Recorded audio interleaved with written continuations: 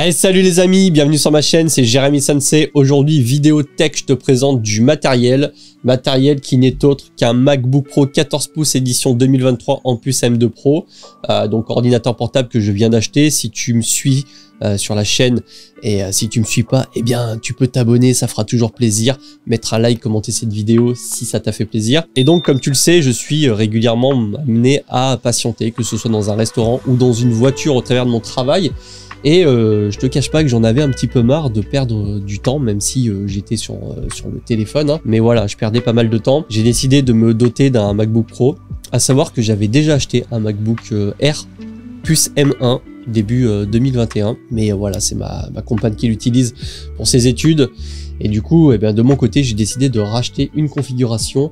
Donc cette fois, comme je te l'ai dit, MacBook Pro 14 pouces édition 2023 en plus M2 Pro. Comme d'hab, l'unboxing, quand le colis arrive, eh bien c'est parfait.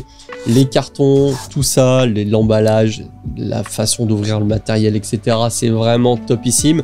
Mais plus que ça, eh bien une fois qu'on arrive à ce qui nous intéresse, à savoir quand même l'ordinateur en question, on se retrouve sur quelque chose d'ultra qualitatif. C'est la première chose qui frappe à l'œil. Si tu n'as jamais une Mac, et ben franchement, j'espère pour toi qu'un jour tu en auras un. Après, on peut aimer ou pas eh bien l'interface et l'écosystème Apple. Moi personnellement, j'adore, j'utilise les deux, Windows et Apple. Et c'est vrai que tout de suite, eh bien, on se retrouve avec un produit de haute qualité. Alors certes, le design n'a pas changé depuis 2-3 ans sur les MacBook Pro. Moi, ça ne me dérange absolument pas parce que je le trouve absolument magnifique. Il n'y a plus de la touch bar, mais ça, honnêtement, on s'en fout un peu. C'était un peu gadget. Là, on se retrouve vraiment avec un produit destiné à un professionnel, quelque chose de puissant. Et quand on parle de puissance, eh bien, comme je te l'ai dit, ce MacBook, en l'occurrence, est équipé de la puce M2 Pro. Alors, il y a plusieurs variantes de la puce M2, la M2, la M2 Pro. Il y a plusieurs variantes de la M2 Pro, 10 cœurs, 12 cœurs. Et tu vas avoir la M2 Max en 12 cœurs et 17 cœurs. Donc, quand on commence à configurer son processeur, on s'aperçoit que les prix peuvent vite monter. C'est normal, tu es chez Apple, c'est vraiment des produits de qualité, tu payes un peu la marque, on va pas se mentir. Mais très concrètement, c'est des processeurs qui sont ultra performants. Moi, je suis sur une configuration en M2 Pro de base. Donc, j'ai pris la configuration de base du MacBook Pro 14 pouces en M2 Pro, à la différence que j'ai rajouté en option le disque dur SSD de 1 Tera par rapport au 512 qui est un petit peu trop lent et le chargeur en 96 watts.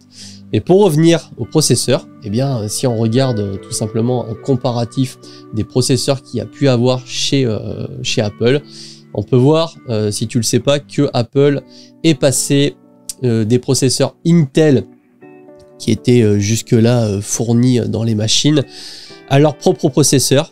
Donc les processeurs M, donc M1 et aujourd'hui M2 qui ont été implantés dans les MacBook Air à partir de 2020.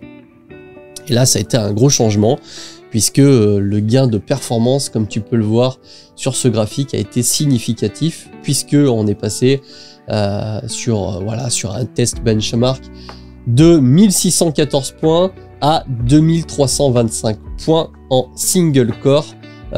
Entre le Intel Core i7 10700K qui était déjà un processeur relativement costaud, 3,8 GHz en 8 corps, à tout simplement la puce M1 en 3,2 GHz, donc on perd un peu en fréquence, on garde le même nombre de corps. Par contre, on peut voir que le gain de performance, eh bien, il est un peu plus, on va dire, 50% de plus. Donc vraiment, c'est des processeurs qui turbinent au maximum. C'est quelque chose de solide, quelque chose de compétitif et de performant. Et moi, eh bien, le processeur que j'ai, si tu regardes le tableau, c'est exactement celui-ci. Le MacBook Pro 14 pouces 2023 en 10 corps avec un bench à 2633 points. Ce qui est honnêtement pas mal du tout en single core. Après évidemment, si on se met sur le multicore, le fait qu'il y ait 10 cœurs et pas 12 ou 16 ou 20, eh bien on va perdre un petit peu. Et on le retrouve ici, donc avec un score bench à 11 985 points, juste au-dessus, eh bien tout simplement du MacBook Pro 14 pouces équipé en 8 cœurs dans la version 2021. Donc ça, En vrai, c'est pas très grave. Évidemment, on peut voir que les différences sont énormes à partir du moment où on va rajouter des cœurs, et c'est normal, c'est le but aussi des processeurs multi-cœurs. Mais moi, pour ce que je vais faire, eh bien, c'est parfaitement, ça suffit en tout cas largement.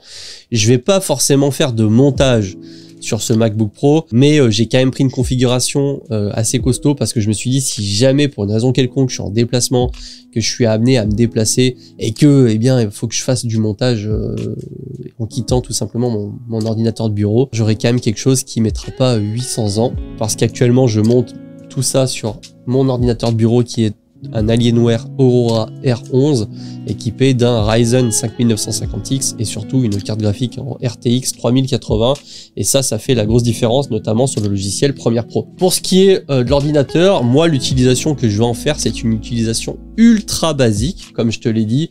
Ça va être de bosser sur mon site web, donc ça c'est WordPress, honnêtement tu pourrais presque le faire sur une calculatrice tellement que ça nécessite peu de puissance, du mail, de la vidéo, mais voilà, je préfère avoir quand même quelque chose de propre, de costaud. Ça fait un sacré moment, vraiment ça fait un moment que je pense à acheter un MacBook Pro.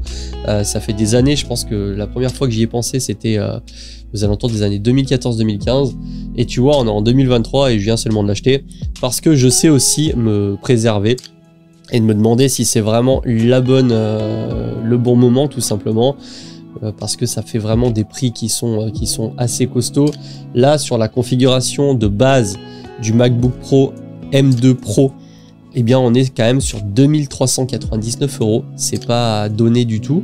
Moi, la configuration que j'ai faite avec le SSD, et Dieu sait que Apple sur les upgrades matériels, eh bien t'allumes un petit peu. Je suis sur une configuration à 2649 € avec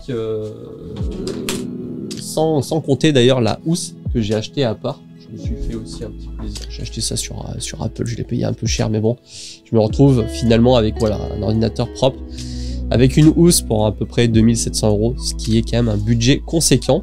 Mais encore une fois, je te l'ai dit, je fais les choses dans l'ordre, et cet ordinateur, c'est pas pour m'amuser, c'est pas pour jouer, c'est vraiment un ordinateur qui sera destiné à du travail. Donc pour moi, c'est un investissement. Comme je te l'ai dit, je suis en train de finaliser mon site web pour qu'il soit tout simplement mis en ligne et que tu puisses aller jeter un coup d'œil dessus. Pas mal d'articles de bourse, de présentation d'immobilier, des tips, etc. Un petit peu tout ce que je fais en vidéo, mais sous forme d'articles, pour essayer de compléter par des informations ce que je dis en vidéo. Alors maintenant, pour revenir à ce MacBook Pro, et surtout par rapport à mon expérience personnelle de ces 15 jours où j'ai pu l'utiliser, sachant que je suis quand même un fan d'Apple puisque j'ai un iPhone, des AirPods, j'ai eu un MacBook Air, maintenant le MacBook Pro. C'est vraiment du matériel que j'affectionne, je vais pas te mentir, c'est du très très bon matériel, mais j'ai pas eu 50 milliards de versions d'Apple, de MacBook, etc. comme certains peuvent avoir sur la toile et te présentent systématiquement tous les 6 mois le dernier iPad, le dernier MacBook, etc. Moi, ça n'a pas été ça. Et du coup, je vais te donner quand même mon avis de quelqu'un qui aime Apple, qui aime le bon matériel et qui est assez exigeant quand même dans ce que j'achète. Comme je te l'ai dit, bon, niveau design, coque en aluminium, le trackpad, il est vraiment topissime, il est pile à la bonne taille, le ressenti au niveau du doigt, il est top, et la précision du curseur de la souris, c'est top aussi, donc là-dessus, il n'y a rien à dire. Le clavier, alors je suis pas expert là-dedans, tu m'excuseras, mais je crois qu'ils ont modifié la technologie il y a pas très longtemps pour repasser sur peut-être des touches papillons. Ouais, peut-être que je te dis une connerie, n'hésite pas à me le dire en commentaire si je fais des erreurs, et ça serait normal parce que je ne suis pas un expert. Là, je te fais vraiment une présentation rapide, ça me fait plaisir, et puis ça alimente la chaîne. Si tu sais pas quoi faire, bah voilà, t'as une vidéo sur ma chaîne. Le clavier, en tout cas, le ressenti est topissime. Et vraiment, par contre, ce qui est vraiment incroyable sur cet ordinateur, je trouve, outre le fait qu'il y a un processeur de fou, donc ça tu l'as compris, mais ça va être l'écran. L'écran, il est topissime. Donc l'écran, c'est le Retina XDR, donc le même écran que le gros écran Apple là qui coûte 5000 $.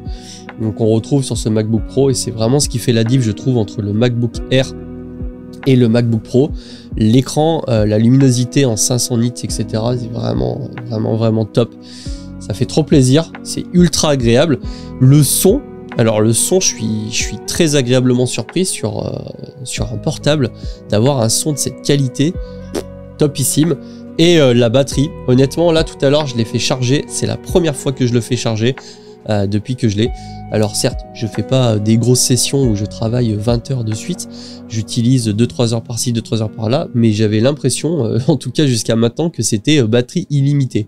Et je crois d'ailleurs, d'après les tests, qu'on est sur du 20 heures d'autonomie, ce qui est énorme. Tu peux faire un aller-retour Paris-New York et ne pas avoir à charger ton ordinateur, pouvoir l'utiliser en continu. Il ne chauffe absolument pas. Moi, bon, pour l'instant, j'ai pas forcément fait d'export ou de calcul qui fait que l'ordinateur se retrouve dans ses retranchements. Mais je sais qu'il y a un ventilateur intégré, contrairement au MacBook Air. Je l'ai pas entendu encore une seule fois. Il est totalement silencieux, il ne s'est pas déclenché. Donc je pense qu'il se déclenche quand il faut. Et moi, il a pas dû tout simplement avoir besoin de se déclencher. Ensuite, je sais que là pour le coup ça fait plaisir à pas mal de monde. Moi je l'ai pas encore utilisé, mais je t'avoue que c'est plutôt cool. L'intégration d'une webcam 1080p, alors que jusqu'à aujourd'hui, eh bien, on est équipé que d'une webcam en frontale 720p. Et c'est vrai que c'est un petit peu dommage. Enfin, c'était dommage puisque maintenant c'est plus le cas parce que on paye quand même cher le matériel Apple. On se retrouve avec une caméra 720p alors qu'il y a pas mal de caméras 4K sur le marché. Donc là pour le coup c'est cool, 1080p ça suffit pour avoir un truc propre.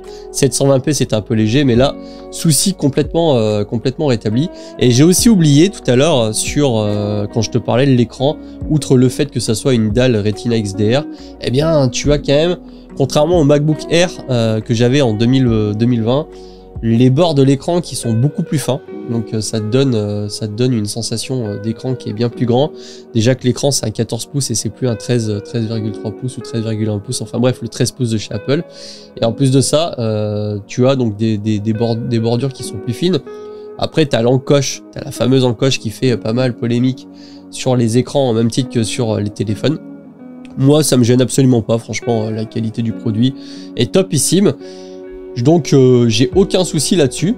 Alors pour faire une conclusion rapide du coup de tout ça, très bon produit, je suis ultra satisfait, je regrette pas du tout, quand je bosse c'est un plaisir, ça lag pas, quand tu le fermes et que tu le rallumes, ça se rallume instantanément, même quand tu l'éteins complètement, il se rallume en quelques secondes, c'est ultra agréable, aucun souci à signaler là-dessus.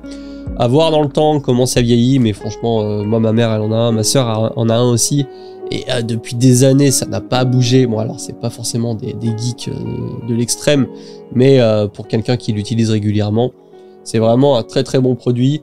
Le seul bémol ça serait le prix. Bon bah non, on se fait complètement exploser en France avec la TVA, puisque tu prends la même config aux États-Unis, tu en as pour 1999 $ config de base, ce qui est vraiment acceptable. Maintenant, moi, ce que je te conseillerais, c'est si tu cherches un ordinateur portable, si tu fais pas de montage et si tu fais vraiment de la bureautique classique, oriente-toi directement vers le MacBook Air en puce M2 qui est topissime. Il est ultra léger quand tu l'as sur tes genoux dans ton lit, parce que moi, le soir, je bosse depuis mon lit régulièrement, je te cache pas. Le MacBook Air est vraiment très léger. Bon, c'est une gamme en dessous, mais pour le prix, avec les promos, j'ai vu passer des promos, tu l'as à 1000 € à peu près. Franchement, si tu as 1000 € et que tu as besoin d'un ordinateur portable, n'hésite pas une seconde, dirige-toi vers le MacBook Air.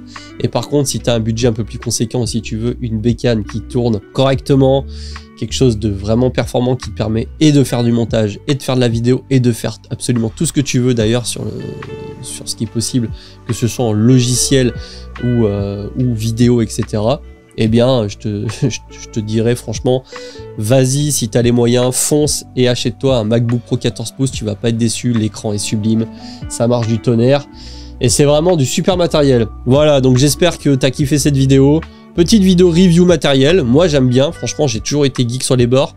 J'ai voulu intégrer aussi l'écosystème que j'utilise pour faire du business, puisque ce matos-là va me permettre en partie de construire mon site web et de répondre aux commentaires et de faire tout ce qu'il y a à faire concernant le business en ligne. Allez, je te retiens pas plus, j'espère que tu as kiffé, mets un pouce bleu, commentaire, abonne-toi si c'est pas déjà fait.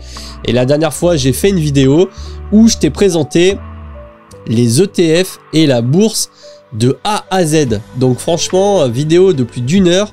Si jamais la bourse ça t'intéresse, si tu sais pas comment faire, si tu as envie d'investir, eh bien tu fonces, c'est directement là. Et puis tu me diras un petit peu ce que t'en penses. Allez, salut, ciao la team.